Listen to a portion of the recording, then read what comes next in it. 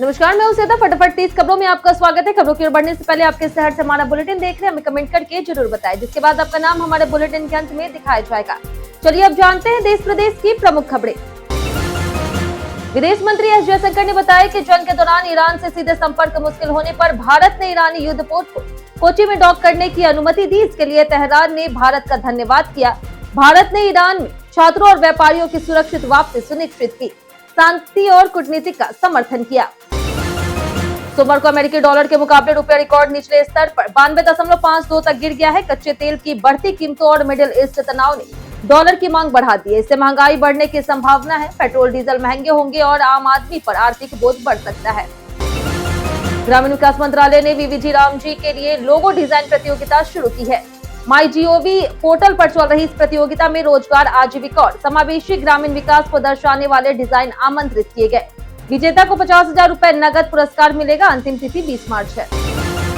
भारतीय शेयर बाजार 9 मार्च को ईरान अमेरिका युद्ध और पश्चिम एशिया में बढ़ते तनाव के चलते भारी गिरावट के साथ खुला। एनएसई निफ्टी 50 1.73% गिर करके 24,028.05 और बीएसई सेंसेक्स 1.71% गिर करके 77,586.16 पर बंद हुआ। बैंकिंग, ऑटो और पीएसयू बैंक स्टॉक्स में सबसे ज्यादा बिकवाली हुई। आइडिया फोर्स टेक्नोलॉजी ने अमेरिका के नेशनल टेस्ट पायलट स्कूल में नाटो सैन्य कर्मियों के लिए स्वदेशी स्विच यूएवी प्लेटफॉर्म पर प्रशिक्षण कार्यक्रम शुरू किया है। यह पहली बार है जब किसी भारतीय यूएवी कंपनी को वैश्विक स्तर पर चुना गया। प्रशिक्षण में 4 महाद्वीपों के सैनिक शामिल हैं, जो ड्रोन ऑपरेशन, टेलीमेट्री, पेलोड और डेटा विश्लेषण सीखेंगे। शुक्ला ने हाल ही में G5 पर प्रदर्शित फिल्म जब खुली किताब का निर्देशन किया, जो बुजुर्ग जोड़े के तलाक की कहानी है। अभिनेता और निर्देशक दोनों रूप में उनका दृष्टिकोण संतुलित है। फिल्म काल्पनिक है, महिलाओं की शक्ति पर उनका विचार मजबूत है और अभिनय निर्देशन में टकराव नहीं होता। रेलवे नेटवर्क का विद्युतीकरण अंतिम चरण में है। अधिकांश राज्यों में 100% पूरा हो चुका है। गोवा में 91%, तमिलनाडु में 97%, कर्नाटक में भी 97%, असम में 98% और राजस्थान में 99% में काम बाकी है।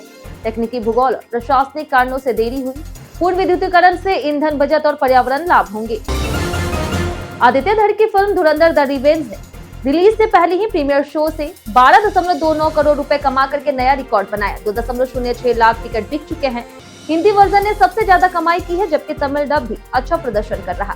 फिल्म 19 मार्च 2026 को रिलीज होगी। T20 वर्ल्ड कप जीत के बाद अर्शदीप सिंह ने हेड कोच गौतम गंभीर और संजू सैमसन के साथ इंस्टाग्राम रील में मस्ती की। गंभीर को हंसते देखा गया और सैमसन के शानदार प्रदर्शन पर जश्न मनाया गया। सैमसन ने भारत के लिए T20 वर्ल्ड कप में सबसे ज्यादा रन बनाने का रिकॉर्ड भी बनाया। ईरान युद्ध और वैश्विक अस्थिरता के बीच सोने की मांग बढ़ी, जिससे कीमत 5,400 से लेकर के $5,600 प्रति औंस तक पहुंच गई। दुनिया में मजबूत सोने का कुल मूल्य 30 से 35 ट्रिलियन डॉलर हो गया है, जो भारत और ब्रिटेन की संयुक्त जीडीपी से कई गुना बड़ा है। निवेशक इसे सुरक्षित संपत्ति मान रहे हैं। मध्य प्रदेश के कूनो नेशनल पार्क में नामीबियाई चीता ज्वाला ने 5 शावकों को जन्म दिया है, जिससे भारत में चीतों की संख्या 53 हो गई है। इनमें से 33 का जन्म देश में हुआ है। यह देश में चीतों के संरक्षण और पुनर्स्थापन के प्रयासों में एक महत्वपूर्ण मील का पत्थर है।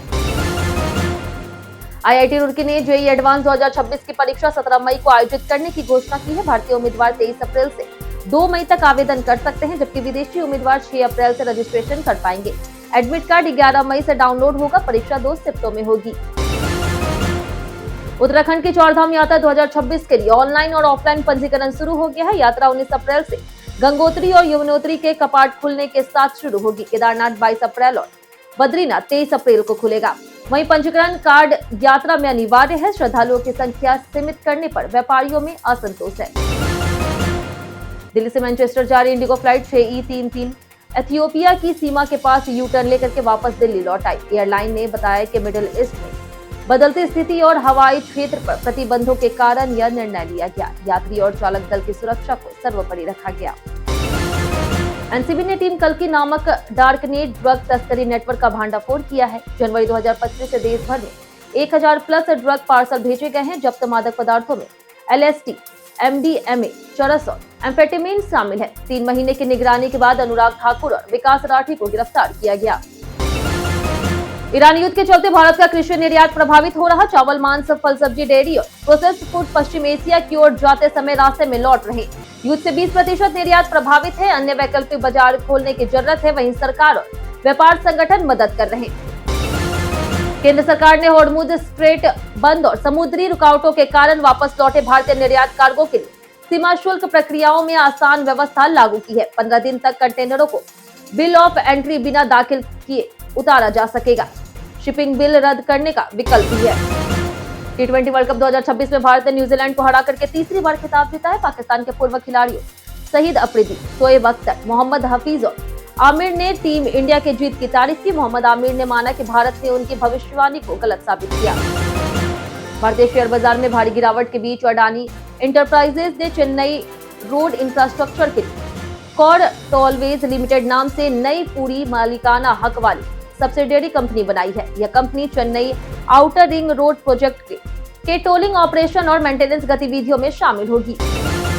पश्चिम बंगाल विधानसभा चुनाव को लेकर के विभिन्न राजनीतिक दलों ने निर्वाचन आयोग से 1 से 2 चरणों में मतदान कराने का आग्रह किया है। सुरक्षा, असामाजिक तत्व, देसी बम और अवैध हथियारों के इस्तेमाल पर रोक लगाने पर जोर दिया गया। वहीं आयोग ने निष्पक्ष, पारदर्शी और शांतिपूर्ण चुनाव सुनिश्चित करने का आश्वासन दिया। मार्च में बढ़ते तापमान के साथ एयर कंडीशनर की मांग बढ़ी है। टेकिन, वोल्टस, ब्लू स्टार, एलजी और अन्य कंपनियां कच्चे माल की कीमत, डॉलर की बढ़ती वैल्यू, नई एनर्जी एफिशिएंसी नॉर्म्स और बड़ी लॉजिस्टिक लागत के चलते एसी की कीमतें 12% तक बढ़ी है। फोन में संवेदनशील डेटा सर्विस सेंटर में जोखिम में होता है। इसे सुरक्षित रखने के लिए कंपनियां मेंटेनेंस या फिर रिपेयर मोड देती है। इसे ऑन करने पर टेक्नीशियन हार्डवेयर टेस्ट कर सकते हैं, लेकिन डेटा तक एक्सेस नहीं कर पाएंगे। Samsung, Google, Apple, one plus, Xiaomi और वीवो में अलग अलग मोड उपलब्ध है। एमजी सेलेक्ट जल्द ही भारत में अपनी नई इलेक्ट्रिक एसयूवी IM6 लॉन्च करने वाली है। टेस्ला मॉडल Y को टक्कर देगी। वही 4.9 मीटर लंबी 751 horse power dual motor variant 500 plus किमी रेंज 820 फास्ट चार्जिंग सपोर्ट के साथ आएगी। स्मार्ट फीचर और बड़ा केबिन इसे प्रीमियम बनाते हैं। धर्म गार्डियन 2026 संयुक्त सैन्य अभ्यास उत्तराखंड में सफलतापूर्वक संपन्न हुआ। इसमें भारत और जापान के जवानों ने आतंकवाद विरोधी ऑपरेशन, शहरी युद्ध और पहाड़ी सैन्य कार्रवाई का अभ्यास किया। यह अभ्यास चीन की बढ़ती सैन्य गतिविधियों के बीच रणनीतिक साझेदारी और इंडो पैसिफिक क्षेत्र में सुरक्षा सहयोग का संदेश देता है।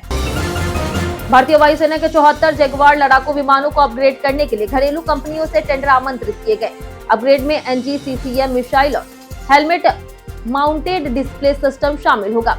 यह परियोजना एयरबेसों पर होगी और 3 साल में पूरी की जाएगी, जिससे पायलट की लड़ाकू क्षमता और सटीकता बढ़ेगी। बीजेपी सांसद निशिकांत दुबे ने राहुल गांधी को विपक्ष का प्रोपेगेंडा लीडर करार दिया। उन्होंने कहा कि संविधान और अनुच्छेद 94 के अनुसार स्पीकर को हटाने का नोटिस चर्चा के बाद ही हो सकता है। दुबे ने विपक्ष से संविधान का पालन करने और प्रक्रिया का सम्मान करने की अपील की है। सरकार ने स्पष्ट किया है कि सार्वजनिक क्षेत्र के बैंकों के रिटायर्ड कर्मचारियों की मूल पेंशन में फिलहाल कोई संशोधन प्रस्तावित नहीं है। SBI और अन्य राष्ट्रीयकृत बैंकों में पेंशन नियमों के तहत महंगाई राहत दी जाती है, लेकिन मूल पेंशन को बढ़ाने या फिर रिवीजन की कोई योजना नहीं है। केंद्र सरकार किसानों की आय बढ़ाने और अनाज और नारियल उत्पादन बढ़ाने के लिए कनेक्ट स्ट्रेटेजी तैयार कर रही। यह योजना किसानों की सलाह पर आधारित होगी, जिसमें रोग प्रतिरोधी किस्में, क्लस्टर खेती, मल्टी इनकम मॉडल, मशीनरी उपयोग और PDS में नारियल तेल शामिल है। लक्ष्य फूड सुरक्षा, पोषण और किसान लाभ है। बिहार के पटना, बेगूसराय और खगड़िया सिविल कोर्ट को बम धमकी भरे ईमेल प्राप्त हुए।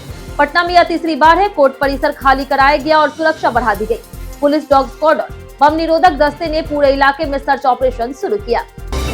सिंगर सुनिधि चौहान लखनऊ के म्यूजिक कॉन्सर्ट में गला खराब होने के बावजूद मंच पर भावुक होकर के प्रदर्शन जारी रखी। उन्होंने दर्शकों से सहयोग मांगा और कई हिट गाने गाए। टूर का आखिरी कॉन्सर्ट 14 मार्च को कोलकाता में होने वाला है। पहले शहरों में मुंबई, दिल्ली और अन्य शामिल थे। बीते दिन आप लोगों में से बहुत लोगों ने हमारे वीडियो को लाइक और कमेंट किया था। जिन्होंने हमारे वीडियो को कमेंट किया उनके नाम है विनय कुमार, प्रियंका कुमारी, अमरजीत यादव, कामेश्वर यादव, बाबूलाल मरांडी, रवि रंजन, राकेश मिश्रा, रेशम, अमरजीत सिंह, चानेश्वर मिस्त्री, जगदेव कुमार, मोहन झा, गौरव शर्मा, कृष्ण कुमार, सुधीर कुमार और अमित कुमार। इसी के साथ बढ़ते आज के सवाल की ओर। आज का सवाल है, अगर आप एक चीज बदल सकते हैं अपने समाज या फिर इलाके में तो वह क्या होगी? आज के लिए सिर्फ इतना ही। हमारे साथ बने रहने के लिए धन्यवाद।